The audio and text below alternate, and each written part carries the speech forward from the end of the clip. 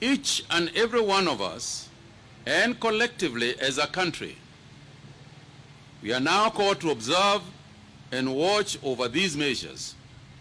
Let us not shy away to point out those in our midst who are not observing the measure and thereby putting the nation at risk. In line with the pronouncement by the President of the importance of wearing face masks, let me reiterate that it is critically necessary that every Kenyan wears a face mask whilst in public spaces.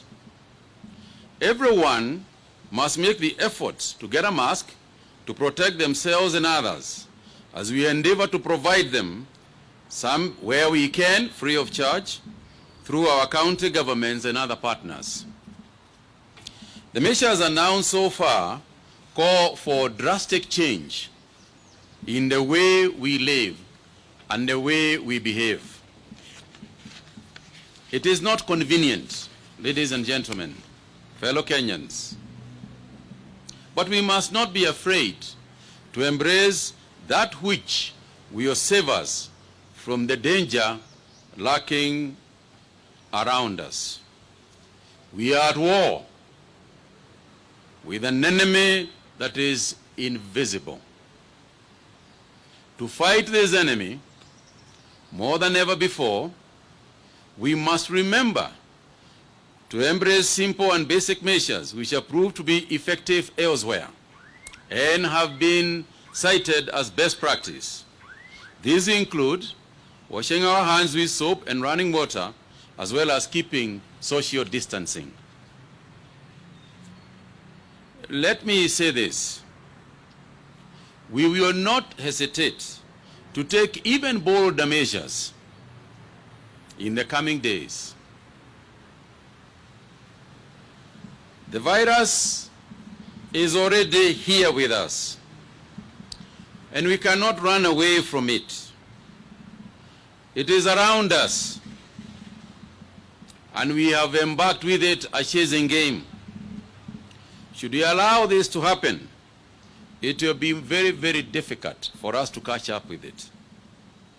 I want to take this opportunity to once again thank our healthcare workers in public, private, and mission hospitals who have worked tirelessly and sometimes under very difficult circumstances. We would not have been able to make the gains that we have had we not, and it not been for their dedication. Being our frontline heroes, I want to assure them that we will do everything possible to provide them with every facility that is necessary to enhance their performance.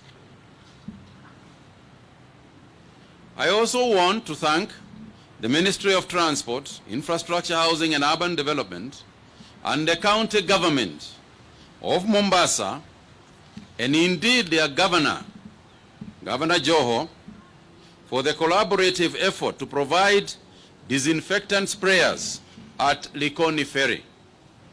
Such efforts contribute to the overall measures by the ministry to fight the virus. I would like to encourage other counties to also come up with innovative ways to complement the national government efforts. In the same vein, I also want to take the opportunity to recognize the efforts by the Ministry of Information, Communication, Technology, Innovation and Youth Affairs, together with the Ministry of Education, as well as the Kenya Institute of Curriculum Development, for introducing new education-oriented programs on television and radio to ensure that our children are productively engaged during this period. Further measures to enhance social distancing that we are going to institute must now include even the following. Number one is that in sporting clubs, open-air sporting clubs that have walking fields and so on, must strictly observe social distancing. We have seen people walking, and yes, it is necessary that people also stay healthy, but we must observe social distancing. We have observed in some walking clubs where people are running next to each other, and there is no better way of passing this virus than when they do so. So I would like to ask, and I would like to reiterate, that the managers of those walking clubs must restrict numbers in the club so that people do not, people can be able to keep social distancing. This measure we are going to observe for the next couple of days and may then take further measures if it becomes necessary. You are aware, it's not a secret that even in golf clubs have also been abused. Consequently, all golf clubs must be closed with immediate effect. Golfers are free to walk, keeping social distances, but there will be no candies in any of those golf clubs. In this particular case, it is actually the reverse. It is the members who will eventually pass the virus to the caddies, and therefore golf clubs will remain closed and the clubhouses will remain closed. Further, testing of all health workers and medical staff, including those in private hospitals, rapid response teams, and all staff in all facilities holding quarantined persons must commence testing with immediate effect.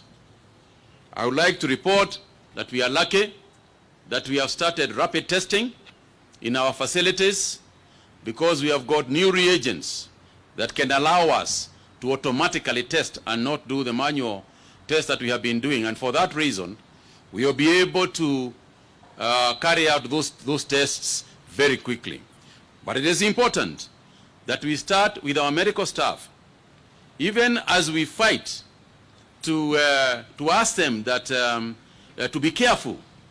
We must also now ensure that we do not have medical staff who are also treating people when they have got the virus and therefore passing the virus to citizens.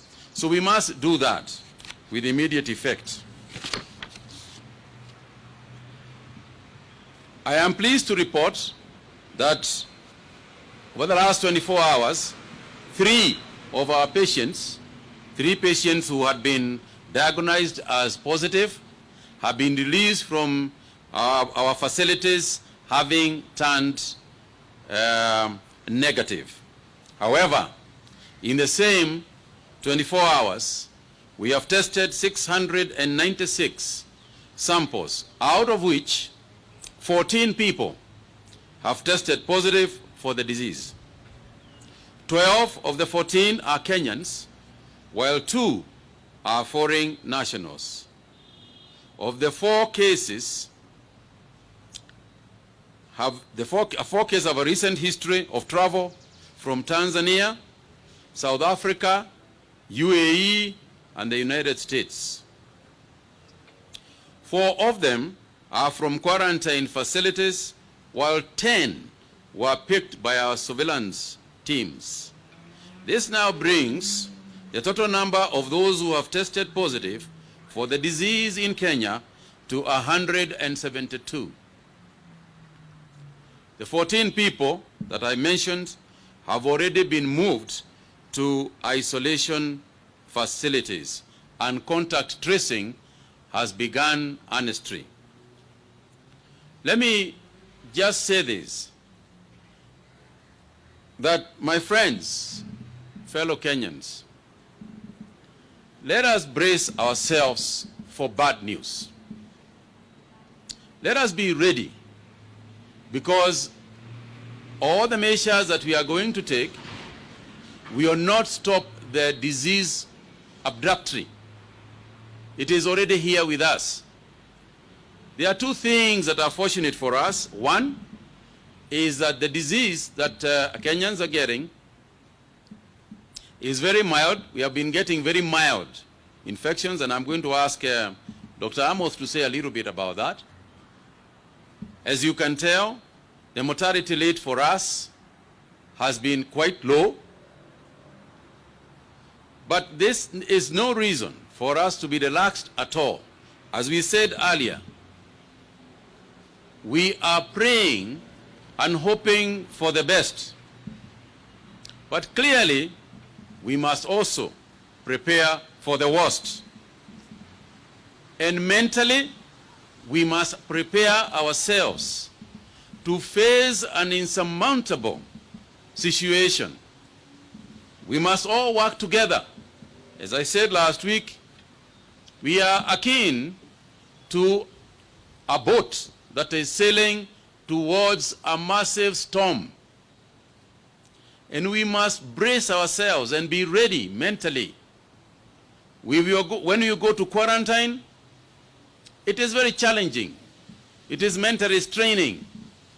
And we are having issues with people who are in quarantine facilities. It is not convenient at all. And my apologies to them for all the inconveniences that they are going through. But it is necessary. So, my fellow Kenyans, we must brace ourselves, mentally be prepared to face a situation that we haven't faced before. But I also know another thing. I know that we were pulled through. I know that we are working together. I have seen effort from quarters that we would never expect. I have seen support from all over. And I have seen people helping each other. That is the way we are going to overcome it. We have now, out of the 14 people that I mentioned, for instance, 7 are from Nairobi. Mombasa has 2 new ones. Machakos has 1. Kisii has 1. Kiambu has 1. And Mandera has 2 cases. And the 2 reported cases from Mandera is a recent travel from Mombasa County. That explains why the decision by the President was taken yesterday to close some of the areas where we feel people moving into and out of are causing further spread of the virus. With regard to contact tracing, a total of 1,928, and by now nearly 2,000 persons have been monitored. We have increased our capacity and our ability to monitor these persons and trace these people. Out of those, 1,415 have been discharged, having tested negative, and 513 are currently on follow-up. To date, we have managed to test nearly 5,000 people. I'm also pleased about the cooperation we are getting from members of the press, members of the media. We are happy that you continue to carry out education, to carry out information, and to keep our people informed about the measures and the necessity of those measures. So please, we ask that you continue to do so. And as I said, we must be ready. This is not going to be a short term. It is not going to be a short-term activity. We are not going to be dealing with this disease only for the next couple of weeks. Let us brace ourselves for the long term. And by a long term, I mean for the next couple of months. We know that people are inconvenienced, for instance, in traveling into and out of Nairobi. We are aware of the inconveniences that happened yesterday, but this is the only way. It is the only way that it can be done, and that is what other nations who have managed to contain the disease, or who are containing, because it is not stopped anywhere. But where they are containing it, these are the measures that they are taking. Kwa hivyo, ningetaka tu kusema, kulingana na vile rais, wale walisoma hotuba ya rais na kusikia hotuba ya rais, yeye alisema vile tutafanya, akasema counties za Nairobi, na Nairobi ni Nairobi Metropolitan Area, Kwale, Kilifi na Mombasa, huko ni lazima watu wakae ndani ya hizo counties, hakuna kutoka. Na pia vile vile wageni wale wangetaka kuja kututembelea Nairobi, tafadhalini mtangoja siku ingine, siku 21 kabla hamjaingia Nairobi. Watu wa Nairobi, ndikuwa nimesema hapo awali, ni lazima tukae Nairobi pia, hakuna kutoka hapa, kwa sababu tukianza kutembea huko Ushagu na kwingineko, tutapeleka hii virusi huko. Kwa hivyo kama mimi nasema kila siku, lazima tujikinge, lazima tujitayarishe, lazima tujue ya kwamba hii sio kitu inakuja ipite haraka haraka. Tukiangalia mbele, tunaona ndio tutafanya chochote tuwezavyo ndio watu wasije wakaumia ama kufa, lakini ni lazima tujue ya kwamba kama vile nchi zingine, kama vile kumefanyika nchi zingine, ni lazima pia tuwe tayari hapa katika nchi yetu ya Kenya, kwa sababu tunaona vile kunyafanyika kwingine, na pia tunajua hata hapa pia kutafanyika. Kwa hivyo nataka kumsihi kila mtu, tafadhalini ni tufanye vile serikali inasema. Tufanye vile serikali inasema. Usijaribu. Usione wewe kama ni mwelevu sana. Hii virusi haina mtu mwelevu. Hii virusi ukicheza nayo sio uelevu, ni ujinga. Asanteni sana.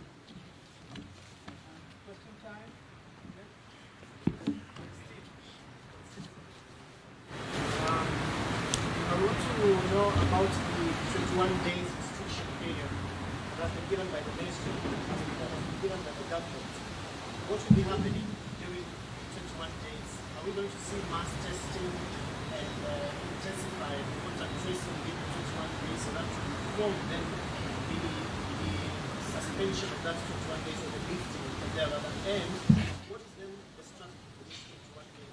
You've also announced more counties that continue to register new cases of COVID-19. Are we going to add the said counties of Kisii, Machakos and Mandera to the hotspot counties, and subsequently also invoke restrictions to the same? Okay, thank you. First and foremost, on the restriction on the 21 days, as I said earlier, the idea is to ensure that we do not take the virus up country and to other counties, because Nairobi has the highest infection rate. So that's the idea. And also for those in other counties not to come into Nairobi and get infected while within. We have not stopped people from moving around within that area. So let's make it clear.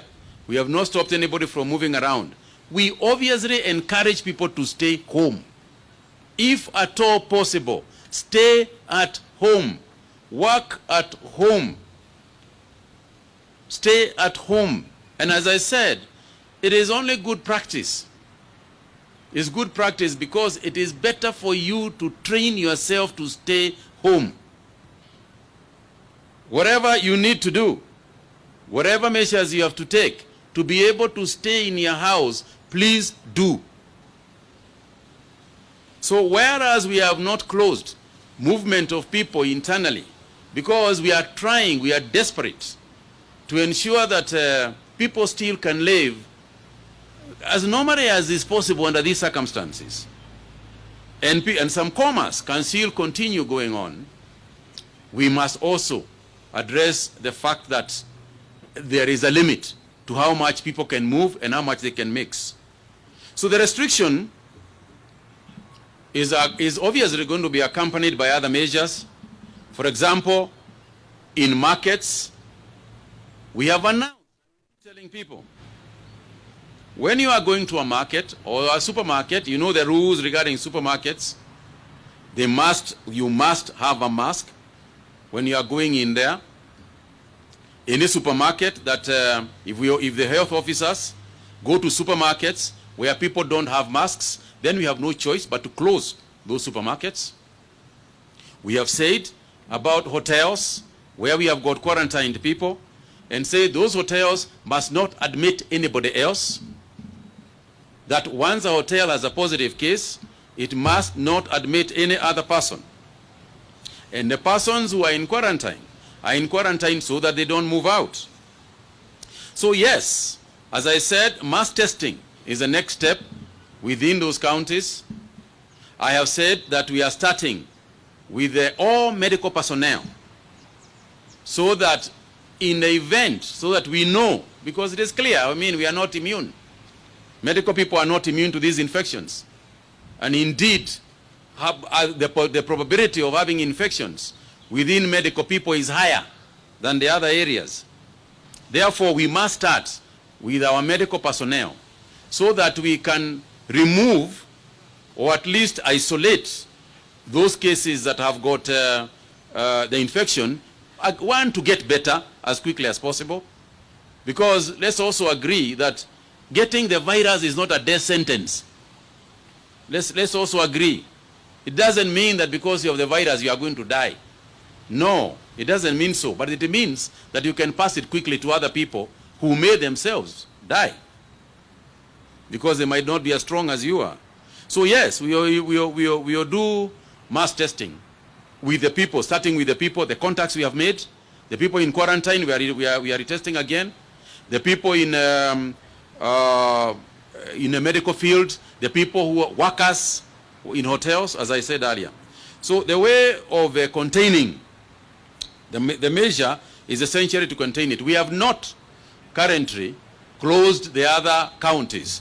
We are discouraging, I would like to say this, we are discouraging inter-county movement. The only area we are enforcing this is the areas that the President spoke about yesterday. We will enforce it. We have not started enforcing county-to-county movement, but we are discouraging it.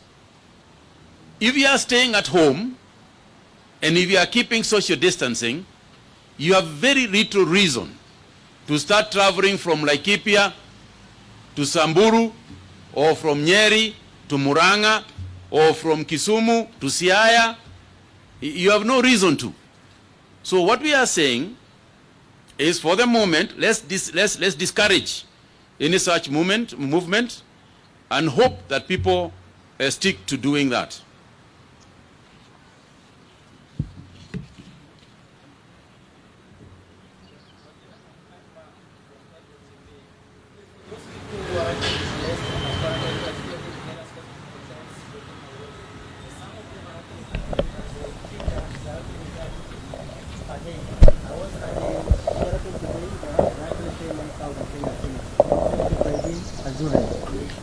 We have told the hotels, and there's a circular that has gone from the DG. We have told the hotels, once you have got people in your hotel who are positive, that's an infectious area. And what you are supposed to be charging going forward is your costs. You're not supposed to be making commercial, you're not supposed to be taking commercial advantages on people, especially who have already stayed with you for 14 days and have been forced to continue again for 14 days. In government facilities, the government is taking over, the food and so on and so forth. But we are discussing with the hotels and telling them that it cannot be business as usual. Therefore, we are encouraging them before we go into control, because if necessary, we will introduce control. over how much they can charge. But we are hoping that they can make an amicable solution with those who are staying in those hotels. So, to your point, Kayemba, what we are saying is let hotels know and let them be told you cannot continue charging people, particularly when they are coming for the second round, the same amount of money.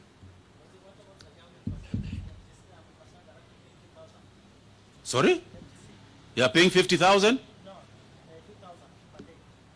Yes, we know. We are originally when they came, there are those who are paying 2,000 shillings. After a while, a lot of them have essentially not been paying, and we have not kicked them out. And sometimes we got to look at this thing on case-by-case basis. Yeah? Okay.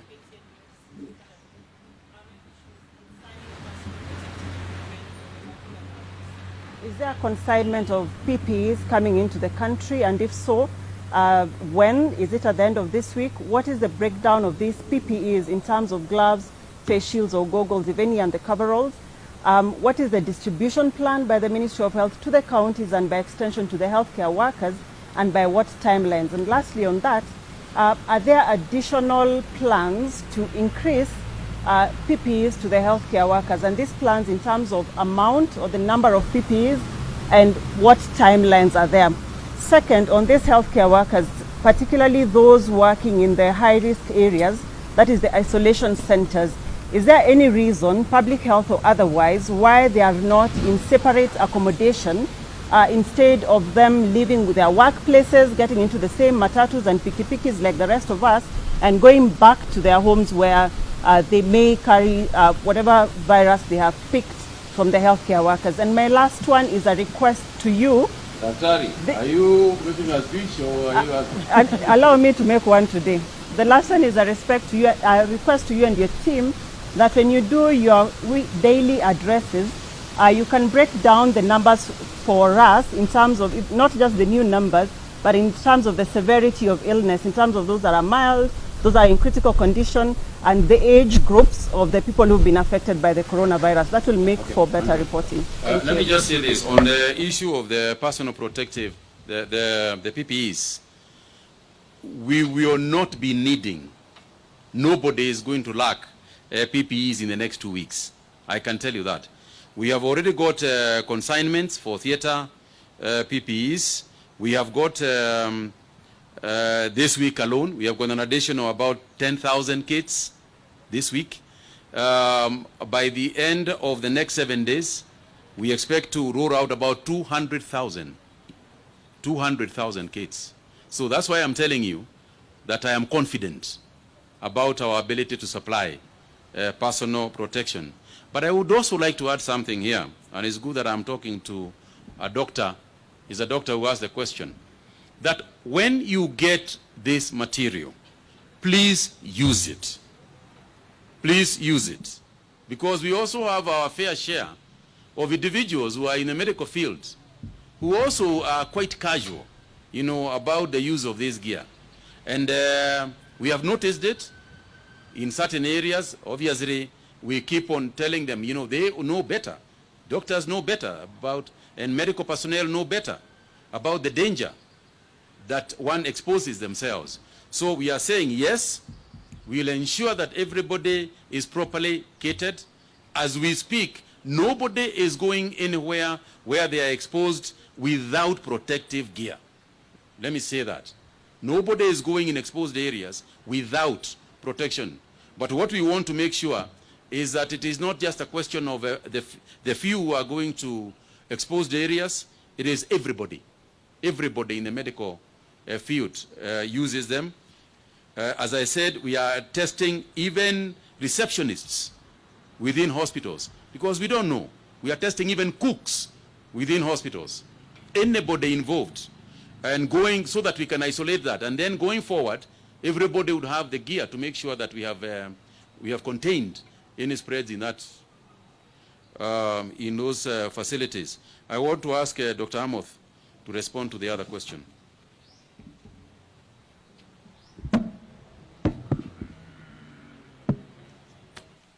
Thank you, Waziri. Let me just start by making a remark regarding the severity of the illness, as asked by Dr. Mercy Koril.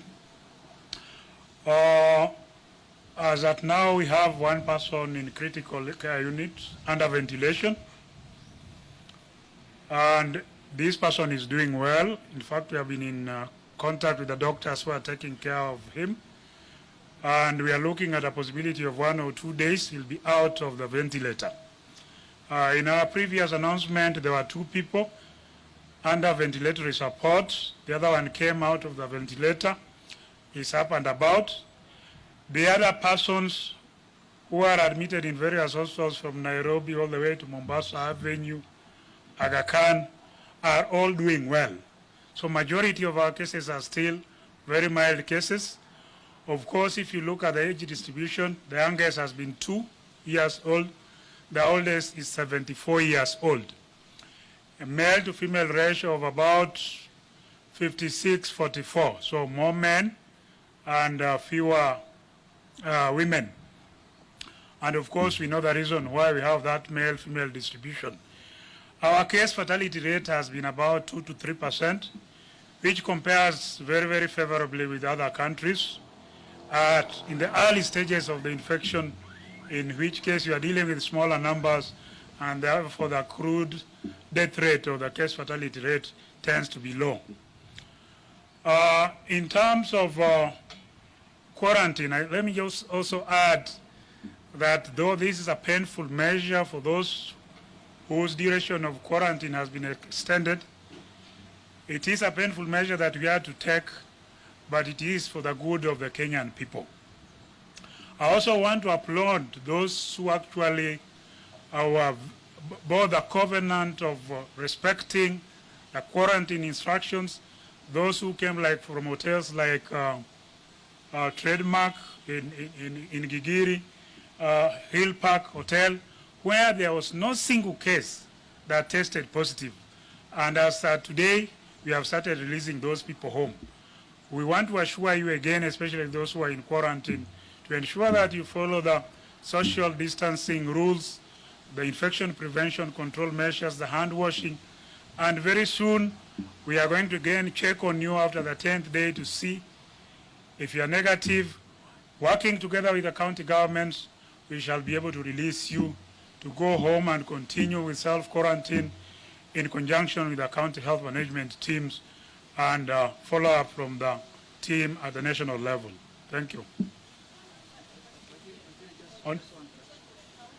And what, the distribution of PPEs to the counties, and why healthcare workers are still going to their homes as opposed to being isolated, yet they're working in high-risk areas. That must have escaped my mind. The healthcare workers, in fact, as of today, following our meeting today with the Aziri and peers, we have identified suitable accommodation at one of the hotels, is Hadassah Hotel, just next to Nairobi Hospital, for the healthcare workers. And the team at the Kenya Medical Practitioners Dentists Council, chaired by Dr. Evan Jenga, are working extra hard to be able to get us extra facilities so that healthcare workers who get into contact with these cases don't go home, but go to a specific place and therefore prevent cross-contamination with members of the family and the public as they move home. In terms of the distribution of the PPEs, of course, it is on case-by-case basis. The demand so far in terms of the numbers we have, Nairobi will take a bigger chunk of the PPEs because we have higher numbers in Nairobi, but we'll also be able to deploy a significant number of PPEs to Kwale, Kilifi, Mombasa, Nakuru, where we also have active cases, and any other place where we think based on a risk matrix that we have developed. Thank you.